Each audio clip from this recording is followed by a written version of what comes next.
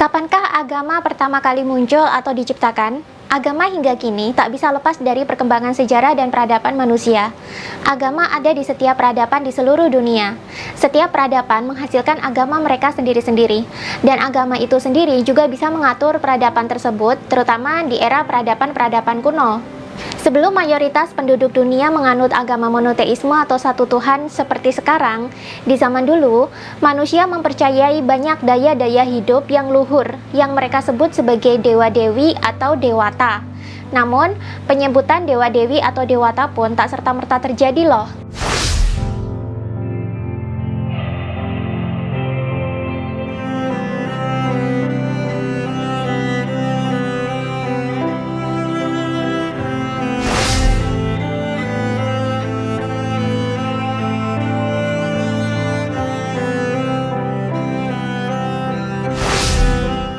Proses kesadaran manusia dalam memahami kehidupan di alam semesta bermula dari yang sederhana dan terus berevolusi secara bertahap.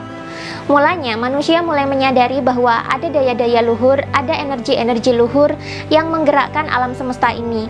Mulanya, mereka menyebut daya-daya luhur tersebut sebagai roh. Seiring dengan perkembangan peradaban, muncullah istilah dewa-dewi untuk mendefinisikan roh yang berbeda-beda dan lebih rumit. Manusia pun melakukan serangkaian upacara, sembahyang, dan persembahan untuk berkomunikasi dan mendekatkan diri dengan daya-daya luhur tersebut. Dari sinilah istilah agama mulai muncul dan mengatur sebuah peradaban. Agama dengan memuja banyak dewa dan dewi ini kerap disebut sebagai politeisme. Kesadaran manusia sedikit berubah ketika agama-agama samawi lahir. Dari agama-agama samawi ini muncul gagasan bahwa daya luhur yang paling agung itu hanya satu, yang layak disembah dan dipuja hanya satu, sehingga muncullah kepercayaan monoteisme atau satu Tuhan dari agama-agama samawi. Bila dulu masyarakat kuno percaya bahwa alam semesta diatur oleh energi agung para dewata, maka agama samawi memiliki pandangan yang berbeda. Hanya ada satu sumber penciptaan yang paling agung yang mengendalikan seluruh alam semesta. Karenanya, penganut-penganut agama samawi pun menganggap pemujaan terhadap dewa dan dewi yang kerap diperantarakan melalui patung disebut sebagai penyembahan terhadap berhala. Mereka juga menyebut agama politeisme sebagai agama pagan, kepercayaan yang menyembah kepada berhala yang selain Tuhan yang Maha Tunggal. Kemunculan agama samawi pun menghapuskan agama pagan atau politeisme masyarakat kuno.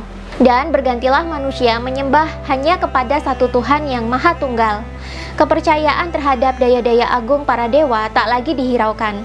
Bahkan banyak dalam kisah-kisah agama samawi, tak jarang nabi-nabi mereka pun menghancurkan berhala-berhala kaum pagan karena dianggap sesat dan syirik. Disukai atau tidak, sejak dulu hingga kini agama selalu ikut andil dalam mengatur peradaban. Bahkan agama juga ikut andil dalam mengatur pemerintahan. Semakin kuno sebuah peradaban, makin dominan pula agama tersebut menguasai pemerintahan. Walaupun kini beberapa negara sudah menjadi sekuler alias agama sudah terpisah dari pemerintahan, nyatanya masih banyak negara-negara yang melibatkan agama dalam proses pengambilan keputusan atau pembuatan hukum, tak terkecuali dengan Indonesia. Lalu, bagaimanakah sejarah awal mulanya agama tercipta, kemudian ia menjadi pengatur negara-negara di setiap peradaban?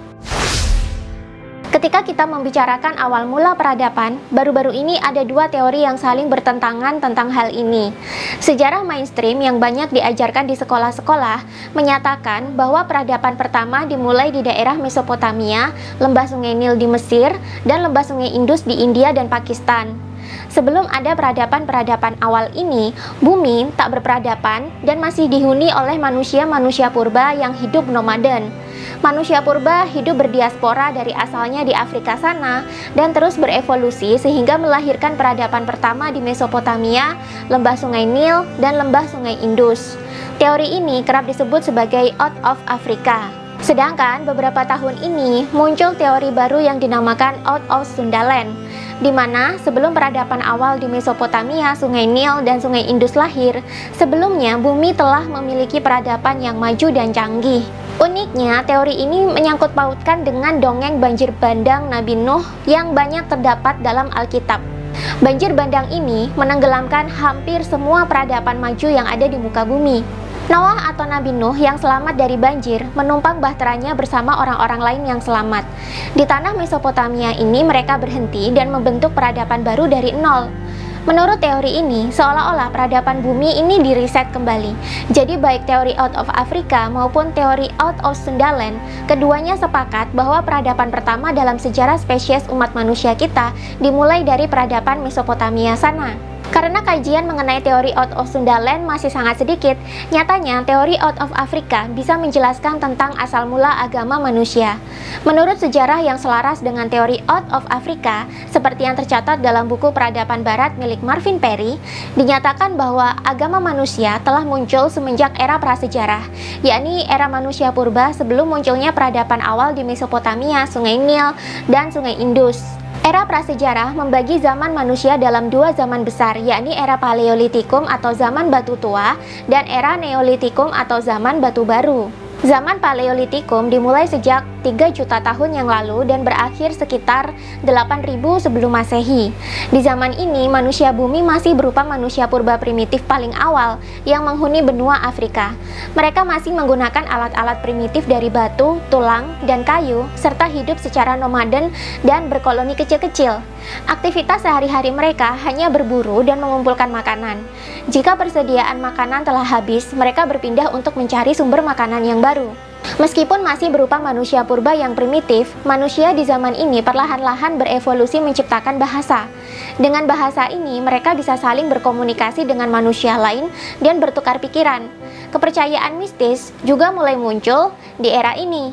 Manusia purba menggunakan kepercayaan mistis untuk menjelaskan dan memahami fenomena-fenomena alam yang tidak mereka mengerti, seperti badai, bencana alam, petir, matahari, siang, malam, kelahiran, dan kematian. Karena tidak mengetahui dengan tepat, mistis sering digunakan untuk membuat hal-hal tersebut masuk di akal dan diterima oleh kawanan manusia purba. Bagi mereka, ada daya hidup yang bekerja di dalam dan di luar dunia yang mereka tempati. Mereka juga berusaha menjalin relasi yang bersahabat dengan daya-daya luhur ini. Bagi masyarakat di era Paleolitikum, matahari, hujan, bintang, angin, petir, dan kilat itu dianggap hidup. Ada daya alami dan hidup yang mengendalikan fenomena-fenomena alam tersebut yang mereka panggil sebagai roh. Untuk menyenangkan roh, para manusia purba di zaman Paleolitikum melakukan persembahan dan pengorbanan. Akhirnya muncullah dukun, tabib, atau ahli sihir yang juga bertugas memimpin jalannya upacara atau persembahan. Disinilah mulai lahir yang namanya ritual. Mereka juga menggunakan mantra-mantra tertentu. Jika di zaman sekarang, mantra-mantra tersebut menjadi doa. Kadang, para pemimpin ritual juga kesurupan sebagai tanda bahwa mereka telah kerasukan oleh roh-roh tersebut. Penguburan jenazah juga sudah mulai ada di era ini. Ini merupakan tanda bahwa masyarakat Paleolitikum percaya akan adanya kehidupan pasca kematian. Zaman Paleolitikum pun berakhir dan digantikan oleh zaman Neolitikum di tahun 8000 sebelum Masehi. Masyarakat purba yang semula menghuni Afrika telah bermigrasi hingga ke kawasan Hilal Subur, yakni Mesopotamia dan Sungai Nil. Di sini, zaman batu baru pun dimulai. Muncullah revolusi dalam kehidupan manusia purba. Karena kawasan Hilal Subur ini gembur dan subur, pertanian mulai ditemukan. Manusia purba mulai menyadari dengan menanam tanaman pangan, sumber makanan mereka jadi terjamin dan mereka tak perlu susah payah mencari tempat baru untuk melanjutkan hidup. Mereka juga mulai menjinakkan binatang. Desa-desa pun bermunculan karena manusia mulai menetap. Peralatan dari batu kian diperhalus. Mereka juga mulai menciptakan alat-alat dari tembikar atau gerabah. Mereka juga mulai menganyam pakaian. Cadangan makanan yang melimpah membuat manusia bisa mengembangkan skill mereka. Kesadaran mereka pun makin berkembang. Pekerja tangan atau pengrajin mulai bermunculan. Perdagangan pun tercipta. Lumbung-lumbung dan rumah orang kaya wajib dijaga karena mulai muncul ancaman perampasan dari orang luar. Perdagangan lintas area memunculkan desa-desa perdagangan yang baru. Keluarga yang berada mulai menjadi penguasa dan pemimpin desa. Karena masyarakat kian cerdas, maka agama pun menjadi kian kompleks dan terstruktur. Roh yang mengendalikan fenomena-fenomena alam kini mulai disebut sebagai dewata atau dewa-dewi. Masing-masing dewa dan dewi memiliki daya tersendiri yang mempengaruhi alam dan kehidupan manusia. Altar kemudian banyak didirikan untuk menghormati para dewa dan dewi ini. Masyarakat pun mulai melakukan upacara-upacara keagamaan untuk memuja mereka. Para imam berperan penting dalam memimpin upacara-upacara ini. Karena masyarakat sangat butuh untuk memuja para dewata, maka otomatis kekayaan sang imam pun meningkat. Semakin banyak masyarakat memberikan persembahan kepada para dewata, maka semakin meningkat pula kekayaan para imam. Sekitar tahun 3000 sebelum Masehi, evolusi manusia kian meningkat. Manusia mulai membentuk sebuah peradaban. Peradaban pertama di Mesopotamia, lembah sungai Indus, dan lembah sungai Nil pun terbentuk. Manusia mulai membentuk sebuah negara yang dipimpin oleh raja dan terdiri dari kota dan desa.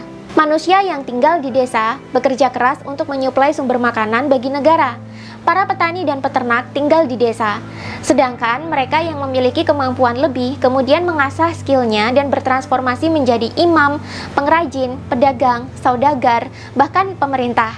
Terciptalah suatu sistem negara yang mulai tertata.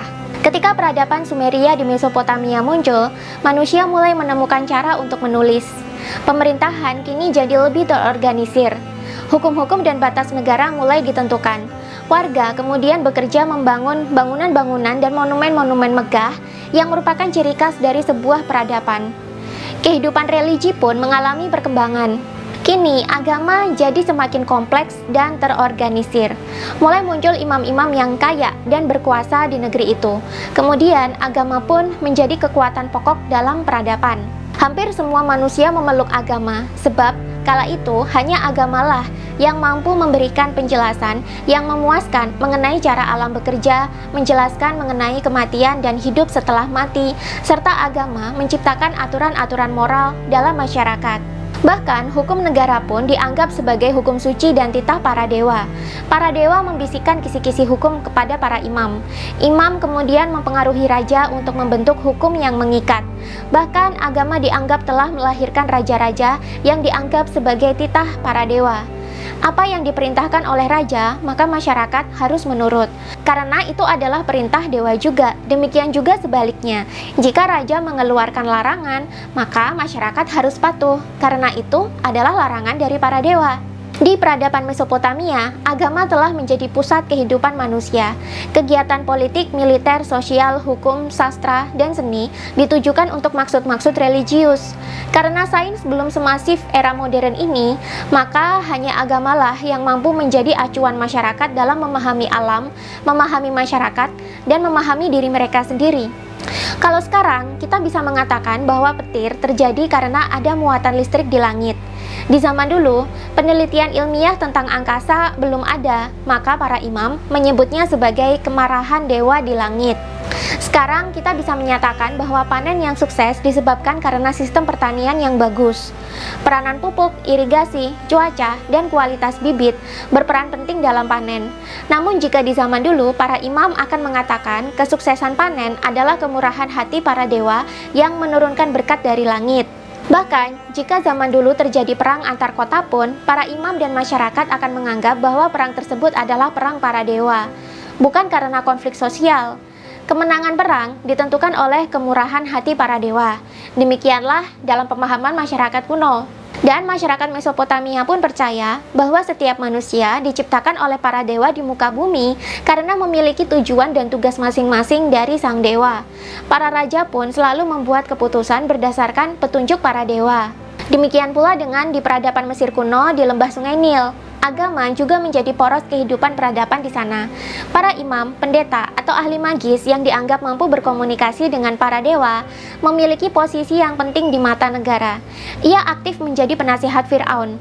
Fir'aun kemudian memimpin negeri Mesir kuno berdasarkan perintah para dewa yang disampaikan melalui para imam atau pendeta. Ketika peradaban Mesir kuno runtuh pun, bentuk agama politeisme masih merajai peradaban-peradaban setelahnya. Agama politeisme mulai mengalami semacam reduksi di era peradaban Persia. Peradaban Persia melahirkan nabi baru yang bernama Zoroaster. Ia membawa agama baru yang bersifat dualitas bernama Zoroastrianisme. Di agama ini, kepercayaan terhadap banyak dewata mulai ditinggalkan. Kemudian Zoroastrianisme lebih percaya kepada bentuk dualisme kepercayaan. Agama Zoroastrianisme hanya percaya kepada Ahura Mazda dan Ahriman. Ahura Mazda ini yang diyakini sebagai satu-satunya dewa terang, keadilan, kebijaksanaan, dan kebakaan. Sedangkan Ahriman diyakini sebagai roh kegelapan, jahat, dan perusak. Jika manusia mengikuti Ahura Mazda, maka manusia akan mendapatkan imbalan surga dan kehidupan yang baik. Sedangkan jika manusia mengikuti Ahriman, maka manusia akan mendapatkan imbalan buruk berupa kegelapan hidup, neraka, dan penderitaan. Zoroastrianisme mulai menolak politeisme, magis, dan pengorbanan darah. Agama ini lebih menekankan kepada dualitas dan etika moral masyarakat. Selama Kekaisaran Persia berlangsung, agama Zoroastrianisme menjadi agama yang besar. Ketika era Yudaisme muncul, maka agama-agama pagan seperti Zoroastrianisme dan agama politeisme lain mulai digantikan. Agama Samawi, yakni Yudaisme, Kristen, dan Islam pun mulai mencetuskan kepercayaan hanya kepada satu Tuhan yang tunggal dan maha segalanya. Agama Samawi pun kini menjadi rumpun agama terbesar penganutnya di dunia. Dan seperti peranan agama-agama pendahulunya, agama-agama Samawi juga kerap mempengaruhi pemerintahan negara. Semenjak dulu, pemuka agama selalu bertambah kekayaannya jika ia menjadi pengontrol masyarakat dan bisa mempengaruhi pemimpin negara dalam membuat hukum. Sedangkan manusia sendiri sering merasa mereka membutuhkan agama sebagai pengatur moral mereka. Karena itu, tidak heran jika suatu agama mampu mempengaruhi pemimpin negara, maka imam-imamnya, pendeta-pendetanya, atau pemuka-pemukanya akan kecipratan kekayaan yang melimpah dari masyarakat. Dan praktek ini masih berlangsung hingga kini. Walaupun kini sudah mulai muncul tren sekularisme negara yang memisahkan negara dengan agama, faktanya masih banyak negara yang melibatkan agama dalam pembuatan hukum dan proses kontrol masyarakat. Bagi para pemuka agama yang memperoleh kekayaan dari kontrol negara, sekularisme ini tentu saja berpotensi mengurangi pendapatan mereka. Karenanya, tidak heran jika perdebatan antara sekularisme versus negara agama masih terus terngiang sampai era kini. Meskipun kini agama Samawi mendominasi, namun kepercayaan politeisme masih bertahan di beberapa wilayah di bumi ini. Penduduk yang lebih tertarik kepada hukum alam biasanya lebih menyukai konsep politeisme, sebab masing-masing dewa memiliki peran masing-masing terhadap alam, dan ini selaras dengan hukum-hukum alam yang mereka percayai.